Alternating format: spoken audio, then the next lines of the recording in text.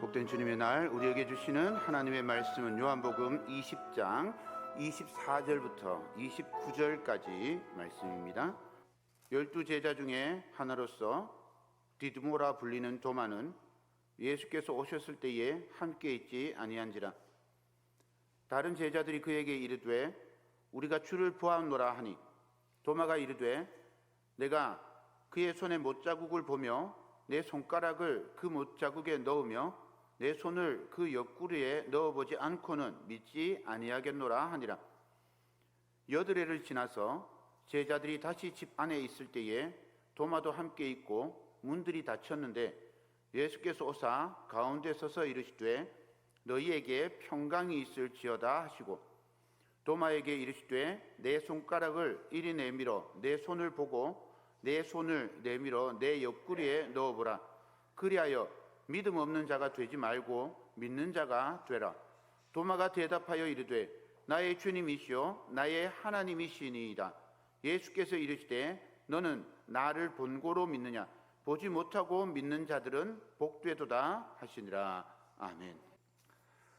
오늘도 우리 하나님께서 저와 여러분들에게 풍성한 은혜를 주실 줄로 믿습니다.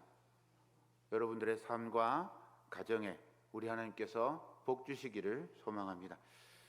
성경 인물 중에 성경 인물 이렇게 보면 별명이 꼬리표처럼 따라다니는 그런 사람들이 있습니다. 가룟유다 하면 뭐가 떠오르죠? 배신자가 떠올라요, 그죠? 시몬은요, 예수님의 제자 시몬은 베드로 또 다혈질 뭐 이런 게 떠오릅니다. 도마는 어떤가요? 오늘 우리가 읽은 이 도마는 늘 앞에 의심 많은이라고 붙죠. 도마는 그냥 안 붙어요, 그죠?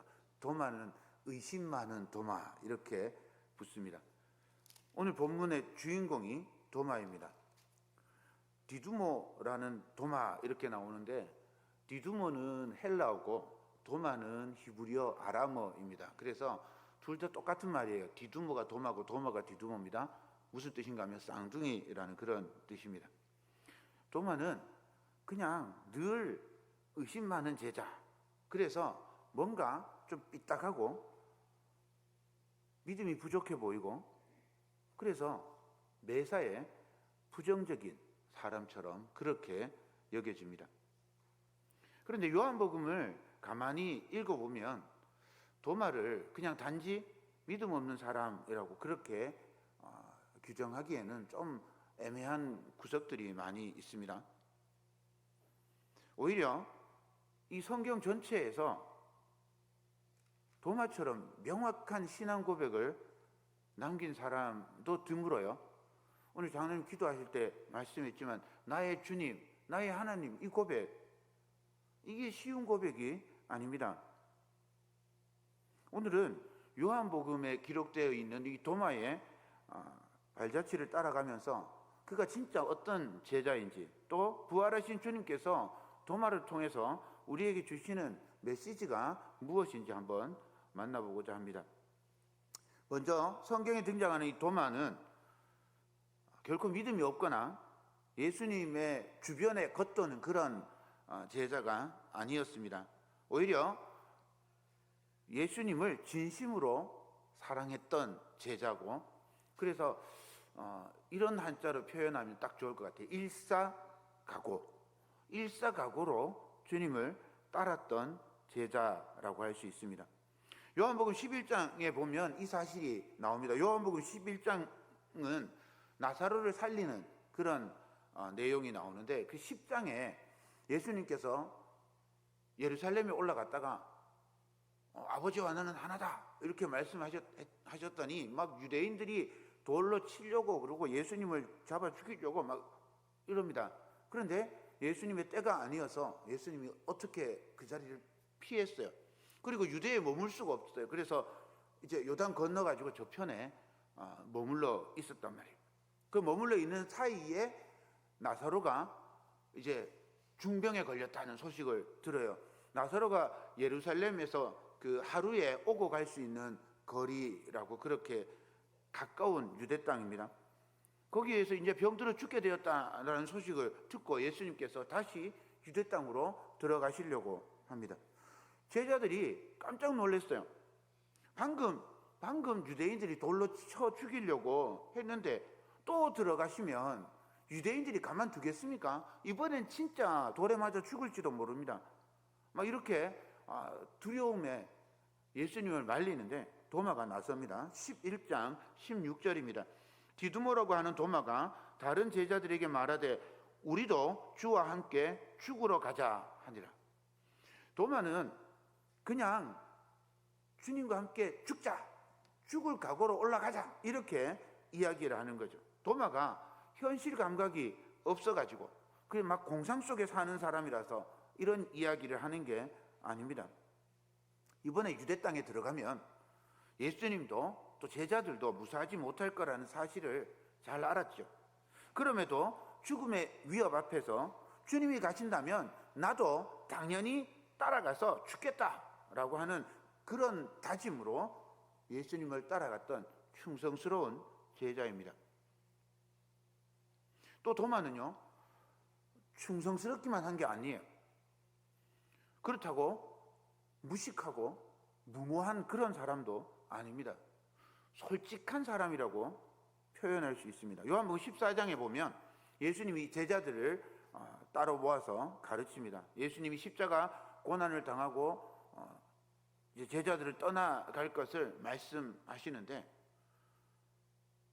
예수님께서 내가 어디로 가는지 너희들이 알 거다 이렇게 말씀을 하신 거예요. 제자들은 이 말씀을 이해하지 못했어요. 예수님은 이제 십자가에 달려 돌아가시고 하나님께로 돌아갈 거라고 말씀하시는데 이걸 제자들이 이해를 하지 못했던 거예요. 그런데 제자들이 모른다 그러면 어떻게 해요? 체면이 깎이잖아요.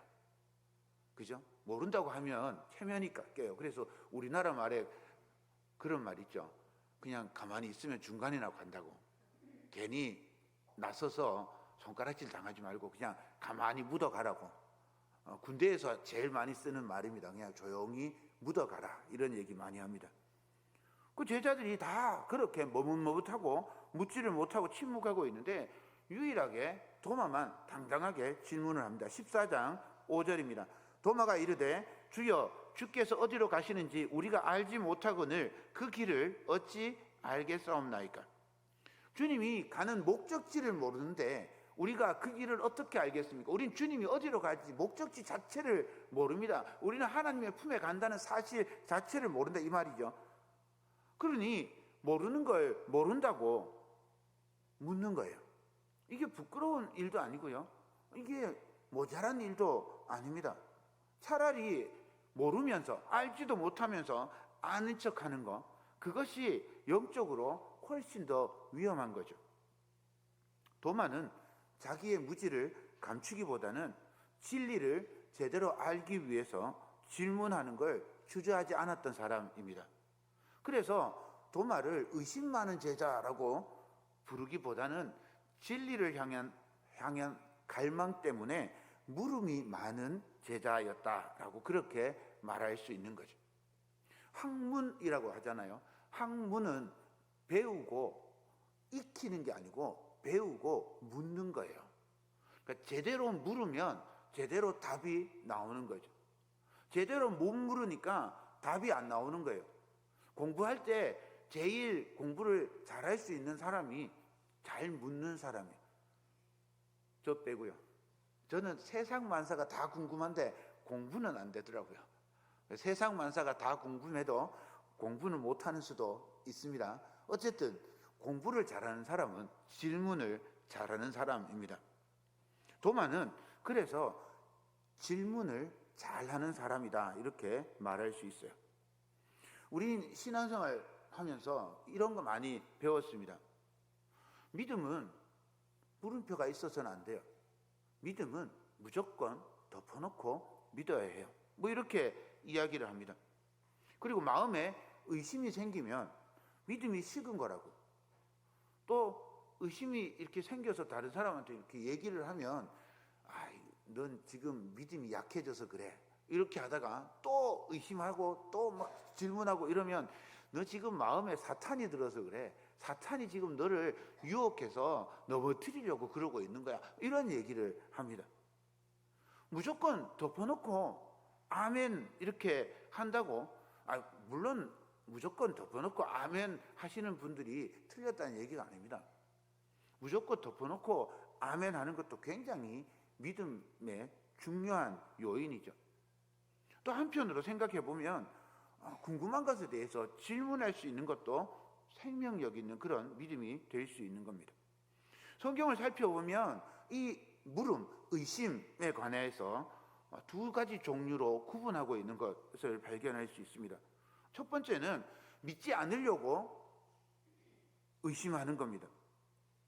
출애굽할 때 바로왕이나 죽은 나사로가 살아나는 기적을 보고도 예수님을 죽이려고 모의했던 종교 지도자들이 딱 그랬습니다. 이들은 마음속에 절대로 하나님을, 예수님을 믿지 않겠다라고 결정해놓고 그리고 질문을 하는 거죠. 그러니 기적과 표적을 보아도 오히려 그것으로 예수님을, 하나님을 부정하고 배척하는 핑계를 삼습니다. 이런 의심은 영혼을 파괴하는 거예요. 이미 결정해놓고 기도하고 이미 마음을 먹어놓고 성경을 보는 분들이 있어요. 그렇게 하면 하나님께서 말씀해 주실 수도 없고요, 성령님께서 역사하실 수도 없어요. 이미 내가 다 결정해놨는데 결정해놓은 자리에 어디에 들어가겠냐 말이죠. 그러니 마음에 문이 열려 있어야 되고, 왜 그런가 이렇게 살펴보아야 합니다. 그래서 제대로 믿기 위해서 의심하는 두 번째 부류의 사람들이 있습니다. 사도행전 17장 11절에 보면 베레아 사람들에 대한 이야기가 나오는데, 이것이 그러한가 하여 날마다 성경을 상고함으로 라고 그렇게 그들을 표현하고 있습니다. 무조건 맹신한 게 아니라 이게 진짜 진리인지, 이 진짜 어떤 의미인지 꼼꼼히 살펴보았다는 거죠. 물고 뜯고 씹고 맛보고 그래서 아는 거예요. 그냥 꿀떡 삼키면 이게 떡인지 밥인지 알 수가 없잖아요. 그죠? 그런데 이걸 뜯고 씹고 맛보면 이 속에 뭐가 들었는지, 이게 어디가 맛있고 어디가 부족한지 다 알 수 있단 말이죠. 그러니 꼭꼭 씹어야 하는 겁니다. 질문하고 확인하는 과정 속에서 믿음이 반석 위에 집을 세워주게 되는 겁니다. 도마가 의심하는 건 바로 이런 두 번째입니다. 전승에 따르면 도마의 직업이 대충 감으로 일하는 어부가 아닙니다. 어부가 감으로 일한다고 그래서 어부를 폄하하는 게 아닙니다. 어부는 요즘은 이제 뭐 전파 탐지기 이런 것도 하지만 옛날에는 그냥 옛날부터 어른들이 가르쳐 준 그거에 대해서 가지고 그냥 어른들이 가르쳐 준데 저기 가서 그물을 던지면 잡힐 거야, 이것만 듣고 가서 그물을 던지는 거죠. 그러니까 감에 의존하는 경우들이 많이 있어요. 그런데 목수들은 그렇지 않습니다. 우리 장로님도 전직 목수신데, 목수는 1mm의 오차도 나면 안 됩니다. 그죠? 오차가 나면 처음에는 괜찮은데 나중에 가면 어느 한쪽에서는 결국 맞지를 않는 거죠. 조립이 안 됩니다. 1mm도 오차가 생기면 안 돼요. 그러니까 수평과 수직을 정확하게 계산하고 그렇게 만들어야 튼튼한 집이 되는 거죠. 그러니 도마는 정말 꼼꼼하고 빈틈없는 성격이었을 겁니다.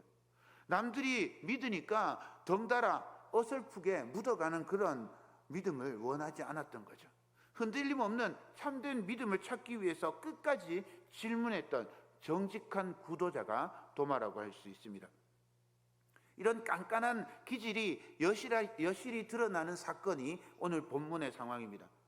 부활하신 예수님께서 이제 제자들이 두려움에 모든 문을 다 닫아 걸고 숨어 있는 거예요.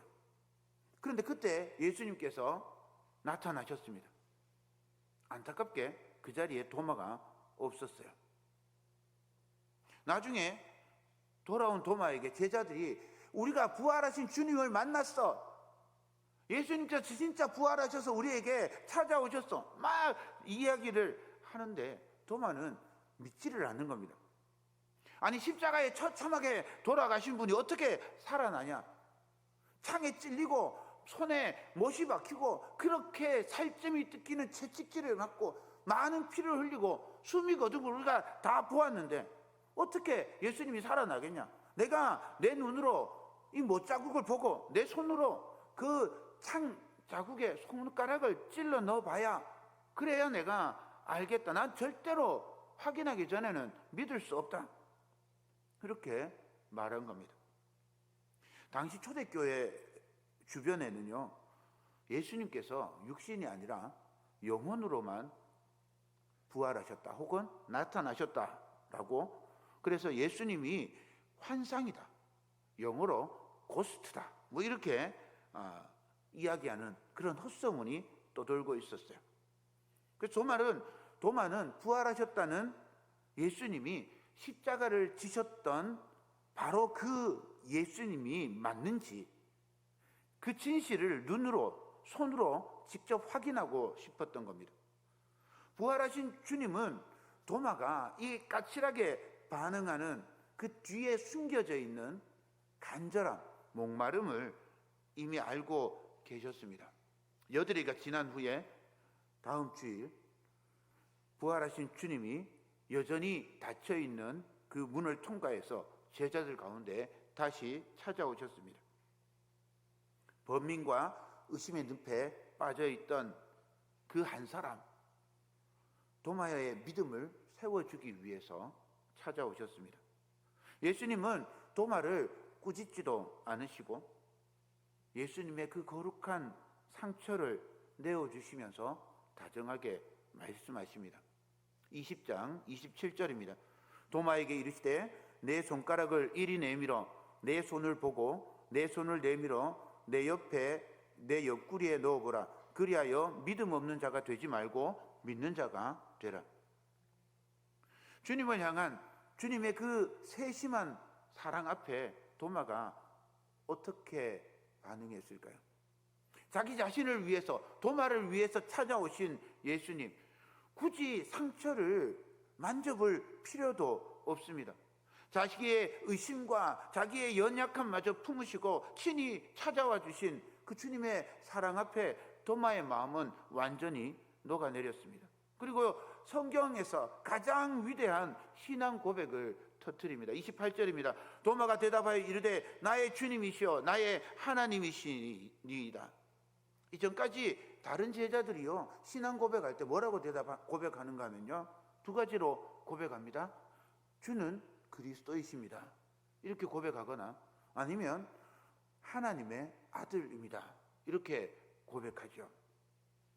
그런데 이 그리스도, 하나님의 아들, 이런 고백은요 그 이중적인 의미가 있어요. 하나님의 아들 혹은 그리스도라고 하는 것은 우리가 생각하는 하나님, 삼위일체 되신 하나님, 이게 아니고 하나님의 아들은 사람인데 하나님께서 이렇게 아들로 인정해주는 중국의 천자, 황제를 천자라고 그러잖아요. 그 천자가 하늘의 아들이라는 뜻이거든요. 그런 것처럼 하나님의 사명을 받은, 하나님의 기름 부음을 받은 자를 하나님의 아들이라고 부른다는 거죠. 왕을 하나님의 아들이라고 불러요. 그러니까 하나님의 아들은 우리가 생각하는 삼위일체 되신 예수 그리스도를 뜻하기도 하지만 한편으로는 사람인데 하나님의 아들로 부름받은 그런 존재로 여겨지기도 하는 거예요. 그런 고백인 거예요. 그런데 예수님을 향해서 직접 당신은 창조주 하나님이십니다 라고 처음으로 고백한 자리가 이 도마의 고백인 거죠. 또 당시에 로마 황제만이 주님이었어요. 로마 황제만이 주님이고 로마 황제만이 우리의 주인이라고 고백할 수 있었어요. 그런데 로마 황제가 아니라 예수님을 향해서 예수님이 나의 주님입니다, 예수님이 나의 주인이십니다 라고 당당히 고백했던 사람이 도마인 거죠. 여호와 하나님만이 하나님이라는 유대인들의 고백하고 다르게 예수 그리스도가 하나님이십니다라고 고백하는 고백이 이 도마의 고백입니다. 이 고백은요, 요한복음 1장 1절, 이 말씀은 곧 하나님이시니라라는 그 위대한 요한복음의 그 소문과 함께 연결됩니다. 도마의 고백은 그냥 단순히 고백이 아니라 예수 그리스도를 향한 완벽한 마침표 같은 그런 고백입니다. 예수님을 고백할 때 최고의 고백이 뭐냐 얘기하면 나의 주님이시오, 나의 하나님이십니다 라는 고백인 거죠. 이 완벽한 고백을 기쁘게 들으신 예수님께서 시공간을 초월해서 오늘 우리에게도 그렇게 선언해 주고 있습니다. 29절 말씀 보겠습니다. 예수께서 이르시되 너는 나를 본고로 믿느냐, 보지 못하고 믿는 자들은 복되도다 하시니라. 부활승천하신 이후에 우리는 예수님을 육신의 눈으로 보고 손으로 만질 수 있는 그런 시대가 아니게 되었습니다.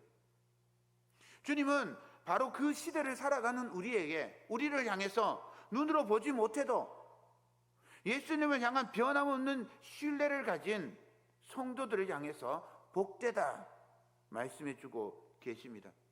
우리가 증거가 없어도 이런 굳건한 믿음을 가질 수 있는, 우리가 보지 않아도 믿을 수 있고 우리가 만날 수 없어도 믿을 수 있는 이유는 우리가 결단을 하거나 우리가 다짐을 하거나 우리가 굳센 의지를 가지기 때문이 아닙니다.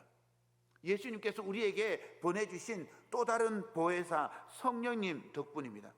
내주하시는 성령님, 우리와 함께 하시는 성령님께서 부활하신 주님을 영의 눈으로 보게 하시고 육신의 귀에 들리지 않아도 세미한 음성을 깨닫게 하시며 마침내 우리에게 예수님은 우리의 주님입니다, 우리의 하나님이십니다 고백하도록 인도해 주십니다. 위대한 시인 라이너 마리아 릴케라고 하는 분이 눈에 보이는 증거가 없어도 하나님을 온전히 신뢰하며 사랑할 수 있는 그런 영적 경지를 아름답게 노래했습니다. 제가 한번 읽어드리겠습니다. 당신을 찾는 이들은 저마다 당신을 시험합니다. 그리고 그렇게 당신을 찾은 사람들은 당신을 그림과 몸짓에다 묶어 놓습니다. 그렇지만 나는 돼지가 당신을 이해하듯 그렇게 당신을 이해하렵니다. 나의 성숙과 더불어 당신의 왕국도 성숙합니다. 나는 당신을 증명하려는 어떤 허용도 당신에게 바라지 않으렵니다. 시간이란 당신과는 다른 것임을 나는 알기 때문입니다. 나를 위해 어떤 기적도 행하지 마소서. 세대에서 세대로 이어지며 더 선명해지는 당신의 법칙을 시인하소서. 내 눈빛을 꺼주소서. 그래도 나는 당신을 볼 수 있습니다. 내 길을 막아주소서. 그래도 나는 당신의 목소리를 들을 수 있습니다. 발이 없어도 당신에게 갈 수 있고 입이 없어도 당신의 이름을 부를 수 있습니다. 내 팔을 부려뜨려 주소서. 나는 손으로 하듯 내 가슴으로 당신을 끌어안을 것입니다. 내 심장을 막아주소서. 그러면 나의 뇌가 고동칠 것입니다.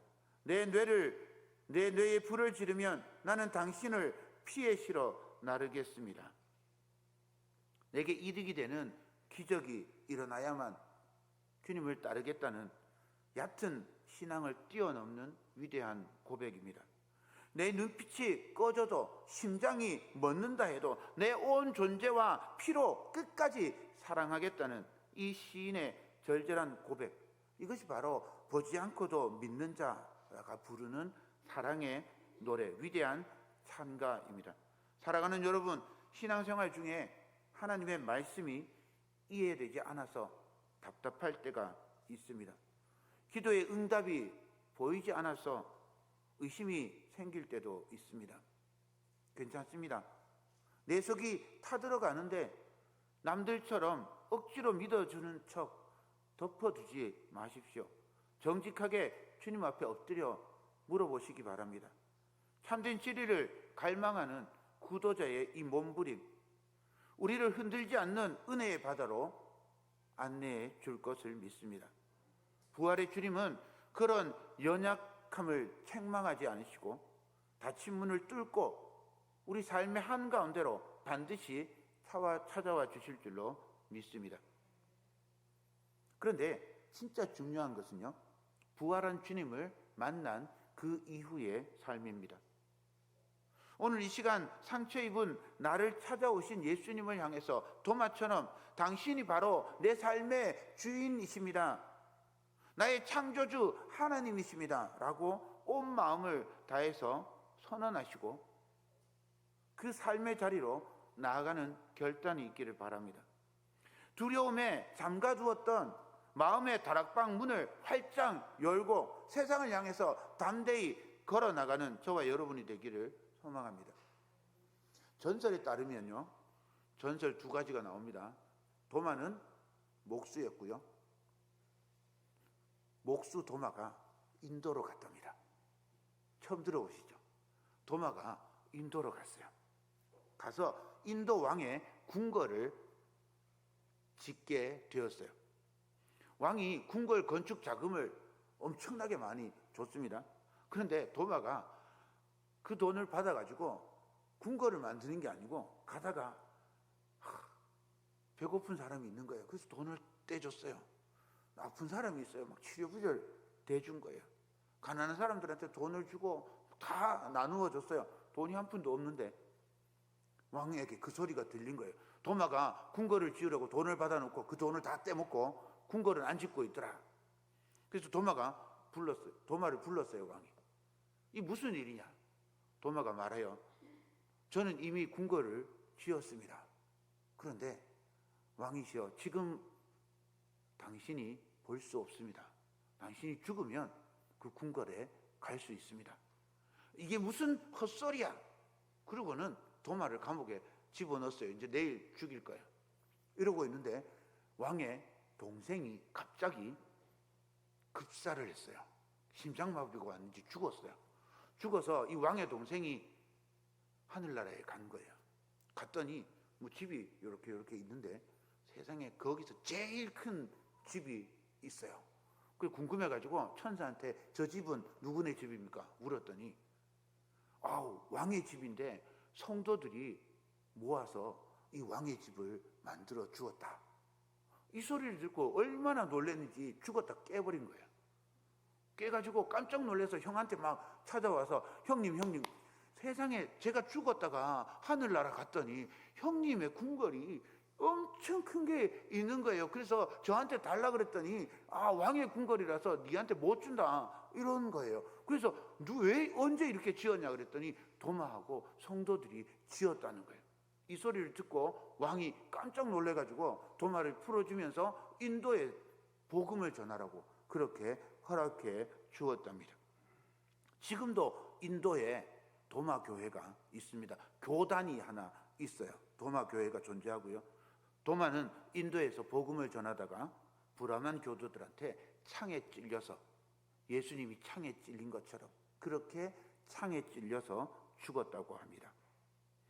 예수님의 상처에 기어이 손가락을 집어넣어 보겠다는 그 도마의 차가운 손이 부활의 주님을 만난 후에 헐벗은 자들을 먹이고 병든 자를 치료하는 헌신의 손으로 마침내 복음을 위해서 기꺼이 피를 흘리는 순교의 손으로 완전히 거듭나게 되었습니다.